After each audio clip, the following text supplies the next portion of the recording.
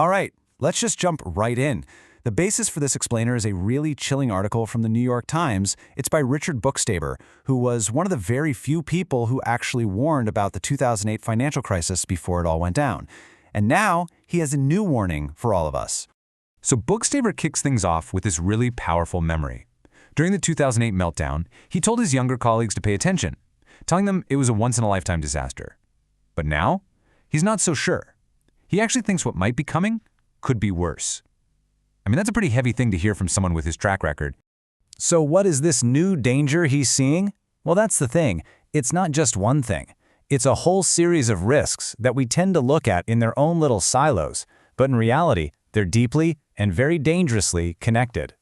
We see headlines about AI all the time, right? And we hear about this massive private credit market, or how the stock market is totally dominated by just a few huge companies, not to mention geopolitical hotspots like Taiwan. We analyze them one by one, but Bookstaber argues this is a huge mistake. He says these aren't separate problems, they're just different doors into the exact same fragile, interconnected building. Now, to really get why that's so scary, we've got to rewind the clock to 2008. Because the big lesson from that crisis wasn't just about a housing bubble, it was about how these hidden forces can grab a big problem and turn it into a global catastrophe. Okay, this is where it gets really interesting. The spark for the 2008 crisis, that was the housing market going bust. Bad for sure. But the accelerant, the thing that was like pouring gasoline on the fire, that was all the crazy, complex, hidden financial products that had secretly tied the entire global system to those bad mortgages. Nobody really understood how deep the risk went.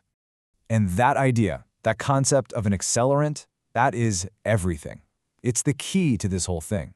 To understand the new dangers, Bookstaber says we have to stop looking for the next bubble and start looking for the next hidden accelerant. So, if we take that accelerant way of thinking and we apply it to today's world, what do we see? Well, Bookstaber points to two massive things happening right now that, on the surface, look separate, but are actually building the foundation for a whole new kind of crisis. First up, the private credit industry. We're talking about a market that's around $2 trillion.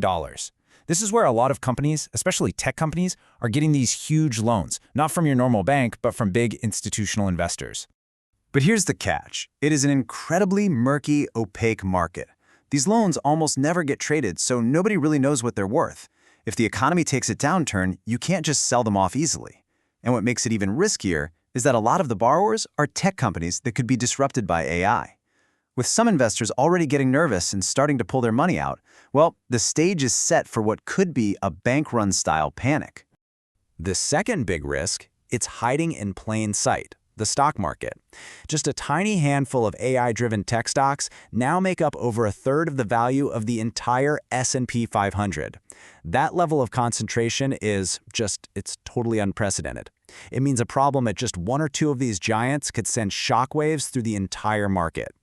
So you have a nervous, murky private lending market on one hand and a super top-heavy stock market on the other. They seem like two totally different stories, right? Well, are they really? And this is where we get to the absolute heart of the argument. It's not just that these two risks are happening at the same time, it's that they are feeding each other in what looks like a hidden doom loop. So how does this doom loop actually work? Let's just walk through the chain step by step. Step 1. That $2 trillion private credit market, it's funding all the AI infrastructure, the data centers, the chips. Step 2. Who's building all that? The very same handful of tech Goliath that, in Step 3, completely dominate the stock market. And that creates the final terrifying step, contagion. A shock to the private credit market could squeeze the AI giants, which would then absolutely hammer the entire stock market, putting millions of retirement accounts at risk. There's actually a name for this. Engineers call it a tightly coupled system. All that really means is that it's a system where a failure in one part doesn't just get absorbed. It spreads through the entire structure, and often in ways you would never, ever expect. And this is the perfect way to picture it. In a system like this, when one part goes over the edge, it doesn't just stumble, it pulls everything else down with it. The problem spreads way faster than anyone can possibly react to contain it. So here's exactly how it could kick off. Picture this. There's a panic in that murky private credit market. Investors are scrambling to get their cash out, but they can't sell those private loans. So what do? They sell the things they can sell, which are the big, liquid tech stocks. A fire in the private market instantly becomes a fire sale in the public one. But hang on, there's one more piece to this puzzle. And honestly, this is the part that makes this potential crisis fundamentally different, and yeah, maybe even worse than 2008. See, back in 2008, the accelerant was abstract. It was complex financial instruments, things that were hard to see and understand. This time, the accelerant is tied to physical, real-world vulnerabilities. The blind spot isn't some complex derivative, it's our actual physical infrastructure. I mean, just think about it. This whole AI revolution we're in, it runs on a crazy amount of electricity for data centers and a shocking amount of water for cooling. So what happens when there's a power grid failure, or a drought, or what if a conflict over Taiwan chokes off the supply of advanced computer chips? These are no longer just physical problems. They are now direct threats to the very heart of our financial system. And this, right here, reveals the scariest part. All of our super smart, sophisticated risk models, they're all looking at the markets. They're built to read prices and volatility. They are completely, totally blind to the risk of a power grid failing, or a water shortage, or a critical supply chain breaking down. Which means our entire financial system is basically flying blind to its biggest new threats. And the real kicker is, by the time the problem is big enough to actually show up in the market prices, it's already too late.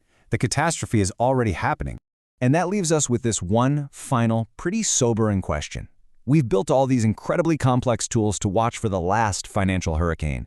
But as our entire system becomes dangerously tied to the physical world, are we all just staring out at the ocean, completely missing the tornado that's forming right behind us?